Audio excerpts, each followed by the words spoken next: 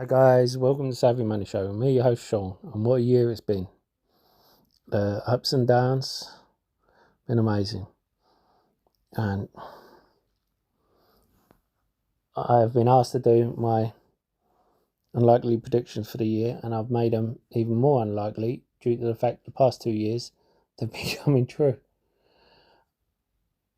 Now, remember, these are my unlikely predictions for the year. So don't get too attached to them. I'm going to start with Broadcom's acquisition of VMware. They will shake up cybersecurity. CEO has already announced the sell-off of Carbon Black. In my opinion, Palo Alto, PANW, will be most likely to purchase it. If they do, who knows if it can push them forward and help them in their goal. The AI bubble bursts when people realise it can be changed with legislation. And not only that certain AIs like ChatGPT are using lagging indicators like last year's and previous year's information, and they're not actually predictive. It's not saying there's not a space for them. Obviously there is.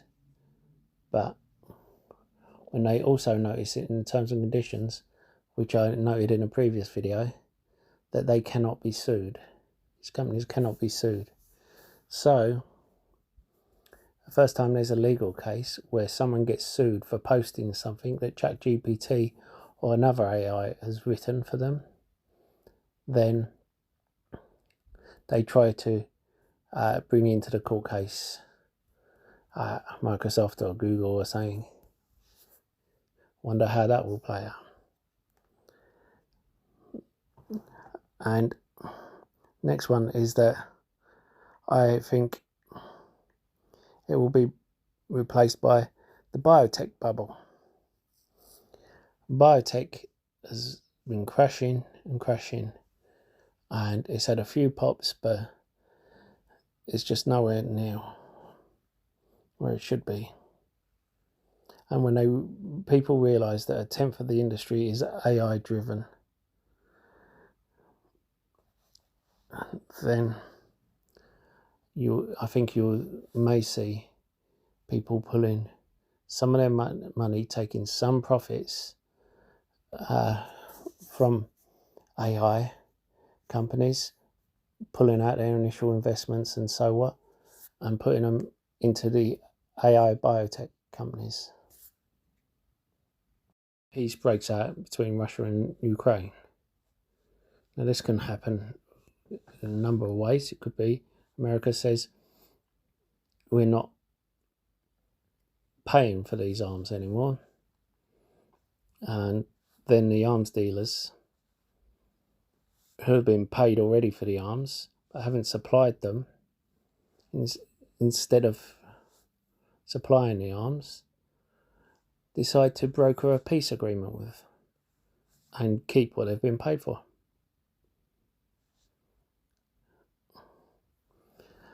Now, the same with Middle East, with Israel and Palestine. That peace breaks out over there, even more unlikely. But as I said, this is the unlikely predictions, and as a result, the oil stocks get affected. Because the military companies are no longer taking money in peacetime, they push China into invading Taiwan, and we have war again. And because Taiwan Semiconductors is affected, companies like Intel have a resurgence. I know that they have crashed and then they have had a slight recovery, But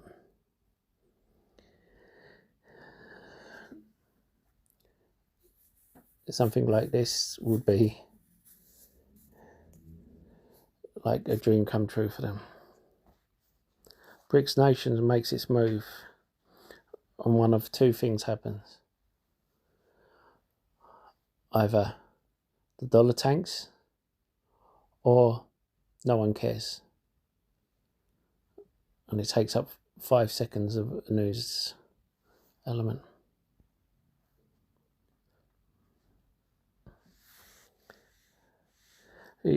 USA debt starts getting called by the Far Eastern countries. So the printer turns on, causing more inflation. However, if it's not quick enough, America is forced to put Alaska up for sale.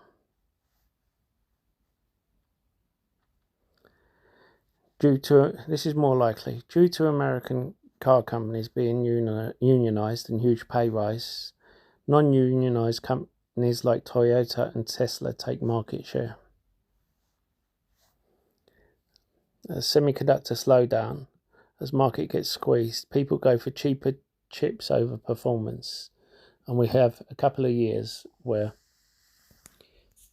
people don't care whether the performance in their chips doubles every year and the chips get smaller, as long as the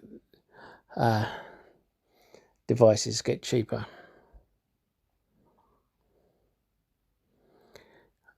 I spoke about Intel before. Their investments in American plants pay off, even though a lot of their investment was paid for by US taxpayer. Market has a correction. Mega caps sell off while small caps go on a bull run. So S&P 500 tanks while the S&P 600 goes sky high.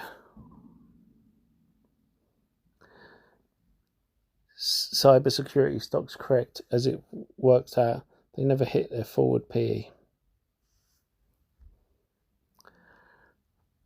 And they're forever saying they're going to have a great forward PE and hit it next year, but they never are.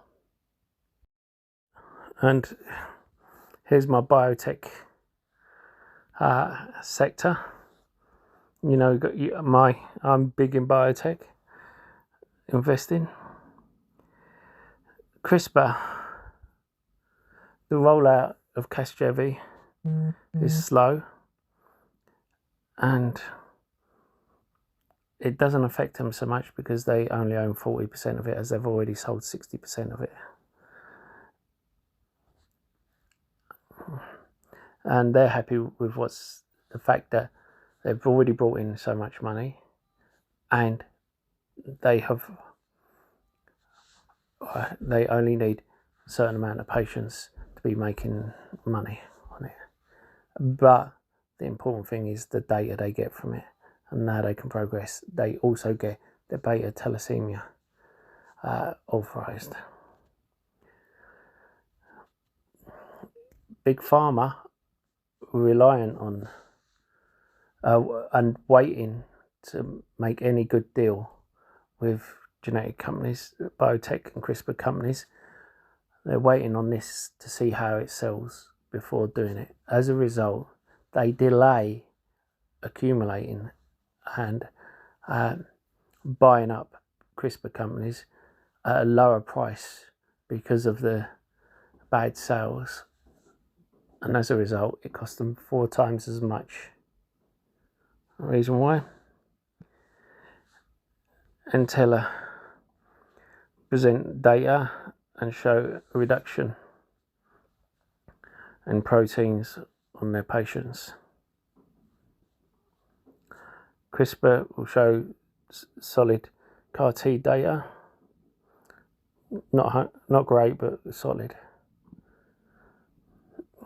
Sana will show good CAR T data. and Prime and will start doing something finally, and possibly do some sort of deal with Pharma. Beam will give a look at the Pfizer liver program, and Intellia will sell some of their ATTR program, and then Beam will do a CAR T partnership with Pharma towards the end. And then once there's some more approvals coming through and we see a few more good data points coming through and some sales coming through, and the share prices have rocketed like we saw with CRISPR, how it went from 35 to 75, then likes of Intellia I think will go from 30 to 100 or 120, then we will start seeing some more acquisitions. I think likes of Caribou will do well as well. Let me know what you think, because I'm interested in what you guys think. Let me know in the description below. Don't forget to hit the like button, subscribe. I'll see you in the next video.